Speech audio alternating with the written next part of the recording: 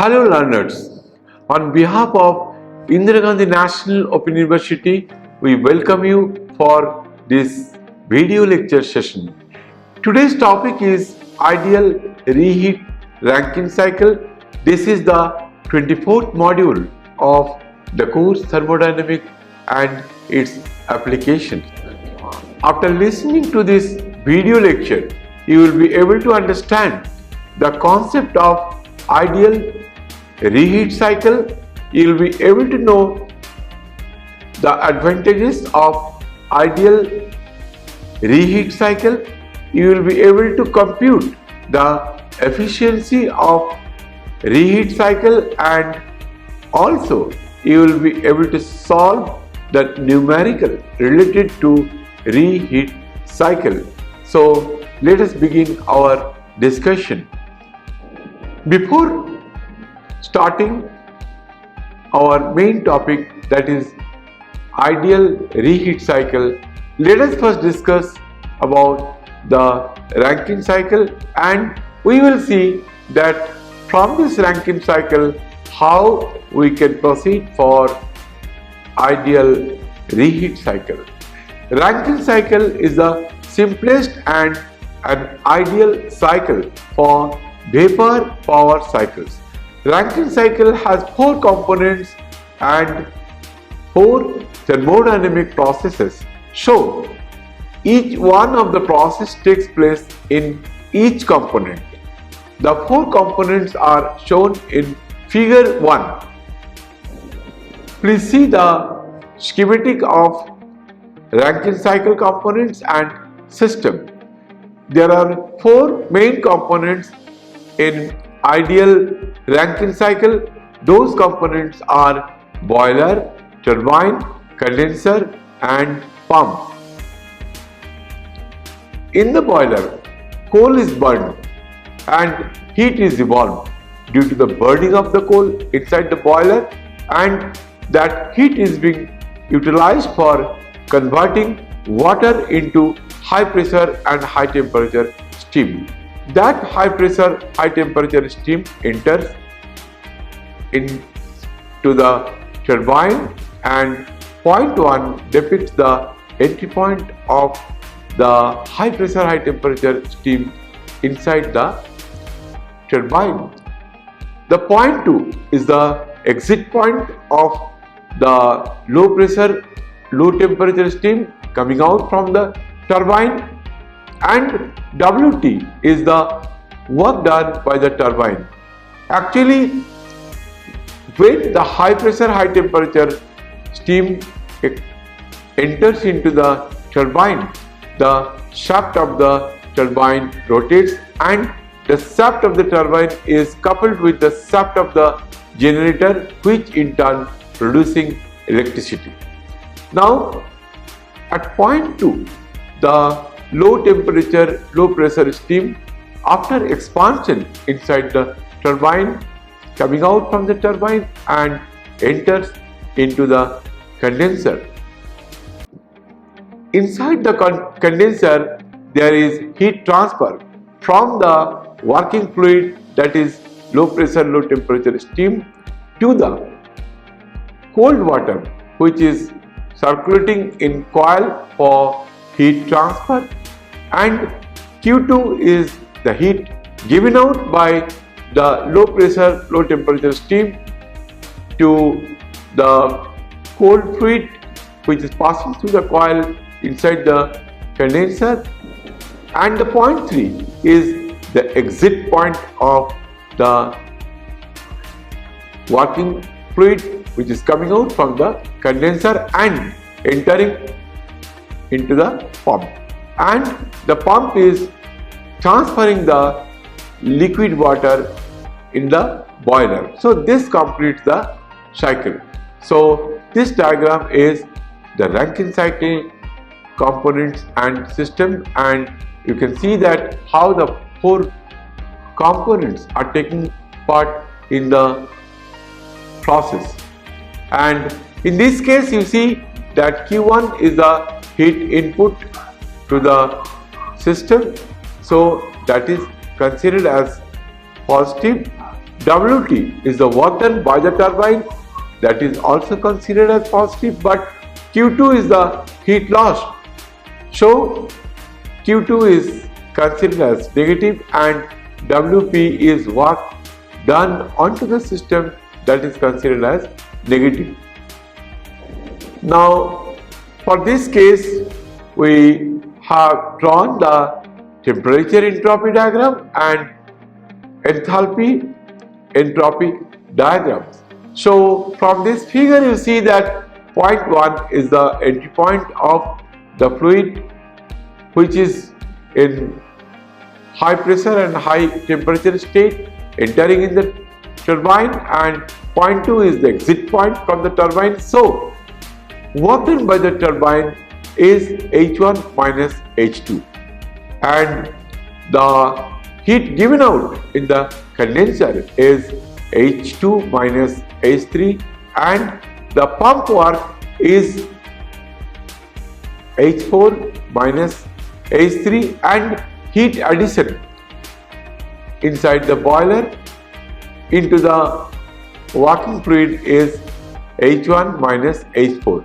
And you see that the condenser and boilers are constant pressure process, and see we can also have the diagram for PV and all for the same Rankine cycle, but these 2 diagrams are depicting for TS diagram, and the lower one is enthalpy entropy diagram.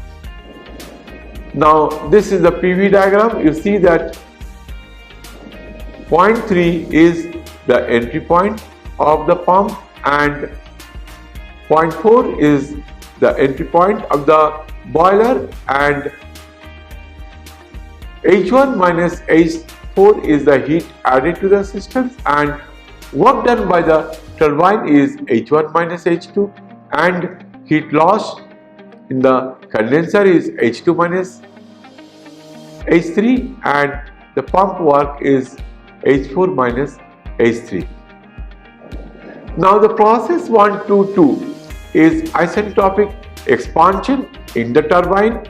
The process 2 to 3 is isobaric, that is constant pressure process. So the process 2 to 3 is isobaric, reversible heat rejection in the condenser. The process 3 to 4 is a reversible adiabatic compression takes place in the pump, and the process 4 to 1 is isobaric heat addition process in the boiler.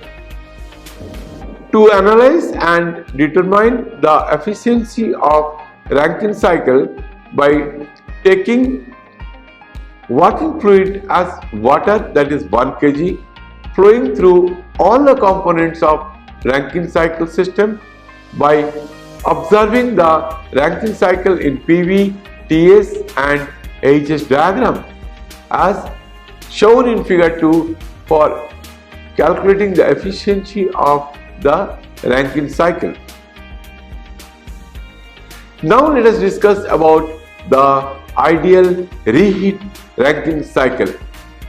Earlier we have explained that increasing the steam pressure at inlet to the turbine and decreasing the steam pressure at exhaust will increase the thermal efficiency of vapor power cycle.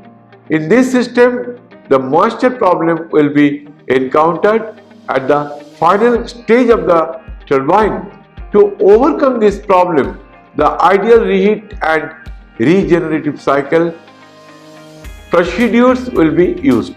In practice, reheat and regenerations both are used for improving the overall efficiency of the vapor power cycles. The reheat Rankine cycle is shown in figure 3. In this cycle, extra low pressure turbine is added.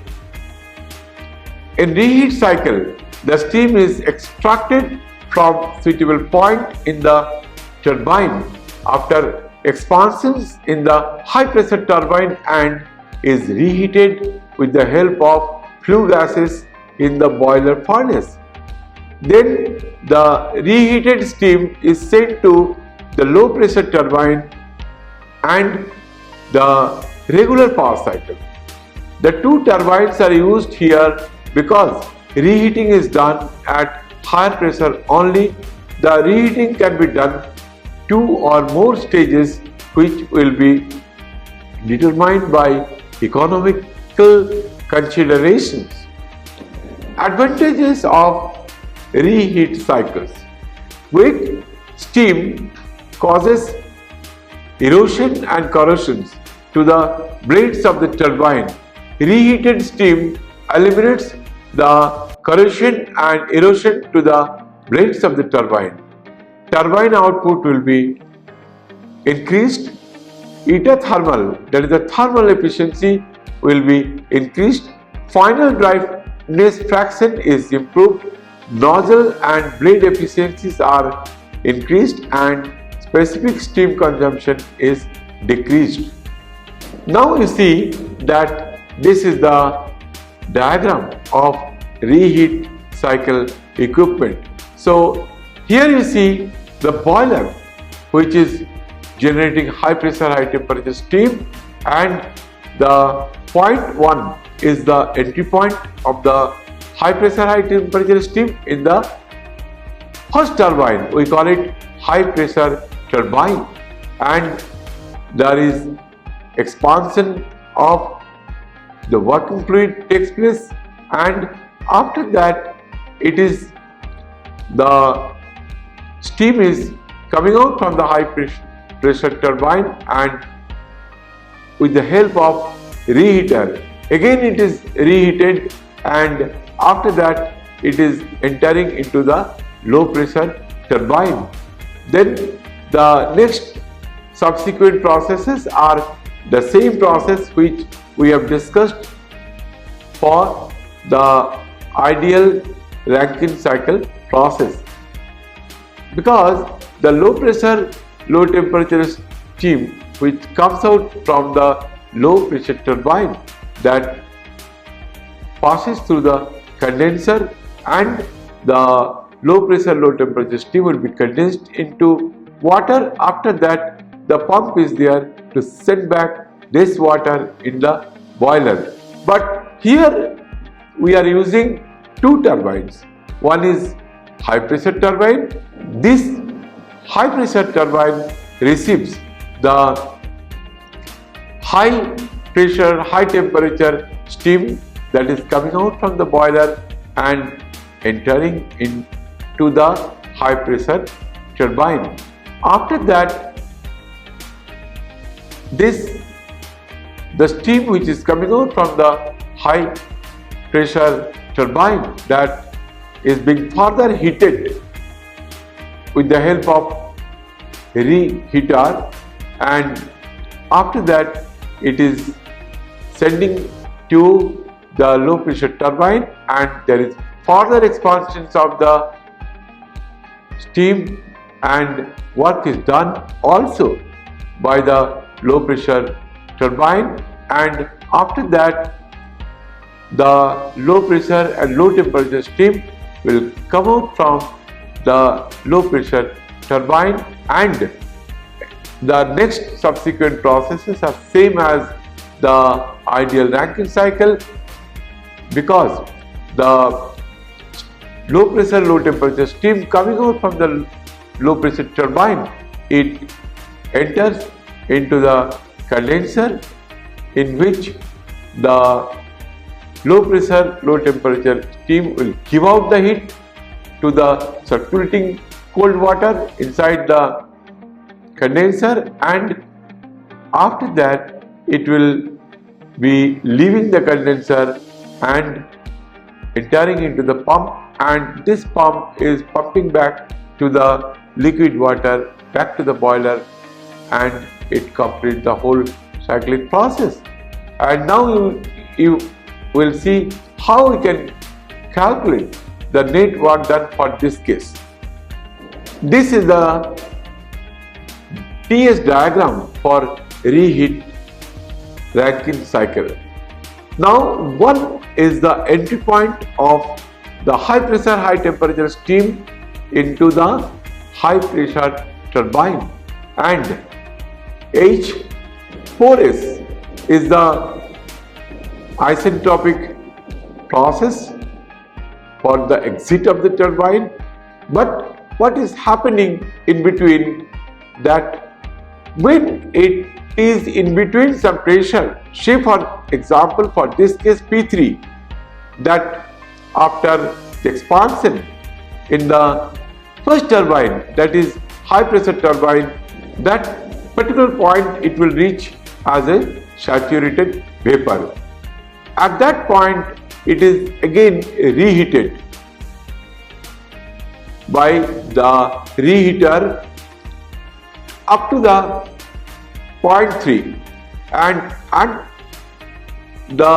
when it is reheated, after that at 0.3 it is entering into the low pressure turbine, does work, and 4S is the exit point of the fluid in the low pressure turbine, and after that it is being condensed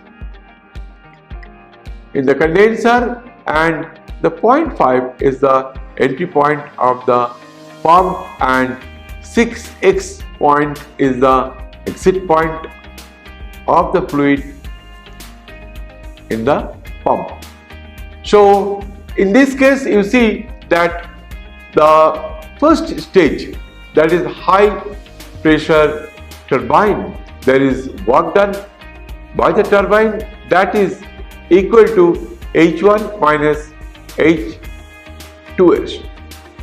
After that it is being heated from that particular point up to the 0.3, that is the entry point of the low pressure turbine, and there is work done by the low pressure turbine, that is H3 minus H4S. So the net work done is equal to H1 minus H2S plus H3 minus H4S, in this case for the reheat Rankine cycle.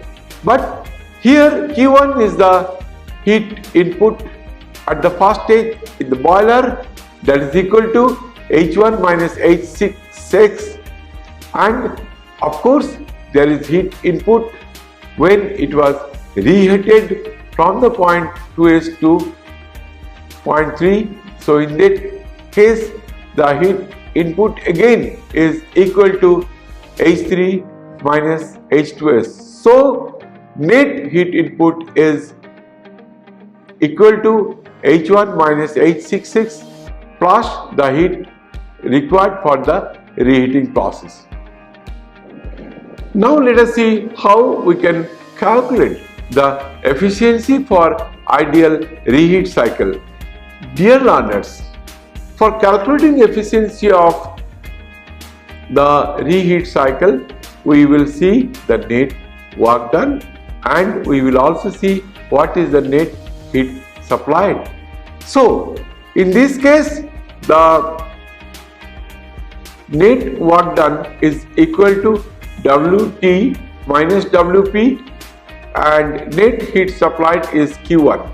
So in this particular case Q1 is the heat supplied in the boiler plus heat supplied by the reheater. So Q1 is equal to H1 minus H66 plus H3 minus H2S, and Q2 is the heat loss in the condenser, that is equal to that H4S minus H5, and we can also calculate the net work done, that is work done by the high pressure turbine plus work done by the low pressure turbine, and finally you see that efficiency is equal to net work done whole divided by heat supplied, that is Wt minus Wp whole divided by Q1. But Wt is the turbine work by the two turbines, that is high pressure turbine and the low pressure turbine. So the net work done by the two turbines is H1 minus H2s, that is for the work done by the high pressure turbine, and H3 minus H4s, that is the work done by the low pressure turbine, minus the Wp is equal to H6s minus H5, and the net heat input, that is H1 minus H6s, plus for the second case heat input in the reheater is equal to H3 minus H2s. The steam consumption rate is equal to 3600 whole divided by net work output, and with these expressions we can calculate the steam rate. Now let us discuss very interesting problem, and if you can solve these problems, or after solving this problem your concept will be very clear. So exercise 1, in a Rankine cycle steam leaves the boiler and enters the turbine at 50 bar 400 degrees centigrade. After expansion in the turbine at 5 bar, the steam is reheated to 400 degrees centigrade in a reheater and then expanded in the low pressure turbine to 10 kilopascal. Determine the cycle efficiency. Now let us see how we can solve these problems. First of all, the initial pressure and initial temperature before entering in the turbine, it is given as 50 bar and 400 degree centigrade. So this temperature and this pressure, of course this is in superheated conditions, so you can get the entropy for this particular point from the steam table. After that, expansion takes place, and at 5 bar again the steam is reheated to 400 degrees centigrade in the reheater and then expanded to the low pressure turbine to 10 kilopascal. Now let us see how we can proceed this problem. But again, for solving any problem, first you have to note down the data given for this particular problem. After that you can proceed scientifically. So this is the diagram for reheat Rankine cycle. This is known as the TS diagram, temperature entropy diagram for reheat Rankine cycle. Now you see that point 1 is the entry point of the steam in the high pressure turbine, and 2S is the exit point of the turbine, high pressure turbine.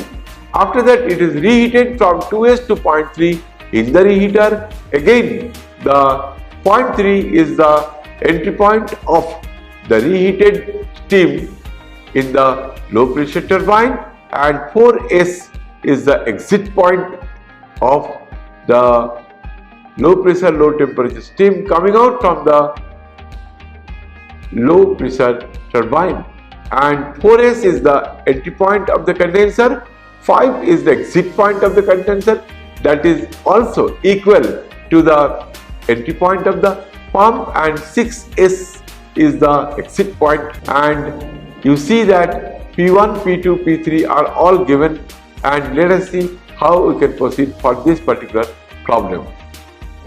From steam table at pressure 50 bar and 400 degree centigrade, we can get the information for enthalpy as well as entropy from the steam table. H1 is given as 3195 kilojoule per kg, and entropy at point 1, that is S1, is also we can get from the steam table, that is 6.6458 kilojoule per kg.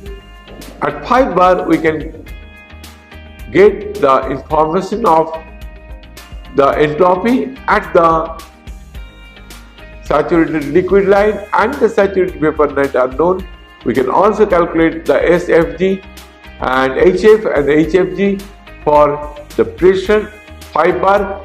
At 5 bar 400 degrees centigrade, you can calculate the enthalpy, entropy, and also you can calculate the specific volume of the liquid at the entry point of the pump. So WP is the pump work, that is V at the entry point of the pump multiplied by P1 minus P2, that comes out to be 4.91 kilojoule per kg. So for this case, the pump work WP is equal to 4.99 kilojoule per kg.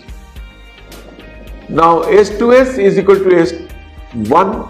So from here we can calculate the quality of steam at the point 2S. So X2 is equal to 0.965. You can calculate H2S.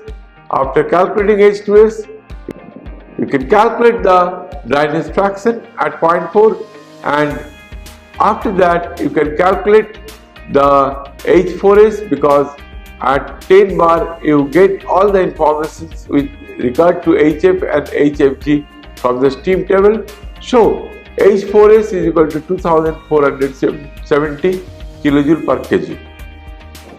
Now reheat cycle efficiency is equal to eta reheat is equal to net work done by heat supplied. So net work done means the work done by the high pressure turbine, that is H1 minus H2S, the work done by the low pressure turbine, that is equal to H3 minus H4S, and WP is also known. So the net work done is equal to W high pressure turbine plus W low pressure turbine minus work done by the pump. So after putting all these values, because W high pressure turbine is nothing but H1 minus H2S, W low pressure, that is work done by the low pressure turbine, is equal to H3 minus H4S, and minus WP. WP is the work done by the pump. So all the values are known. You can calculate the efficiency, and of course the Q1, that is H1 minus H6S, and Q reheater is H3 minus H4S. All the values are known, so just put the values in the expressions. You can calculate the efficiency of the ideal reheat cycle. For this problem, this comes out to be 0.3664 or 36.64%. Now we have concluded today's discussion. Let us very quickly summarize what we have discussed in today's lecture session. We have discussed the concept of reheat cycle. We have discussed the advantages of ideal reheat cycle.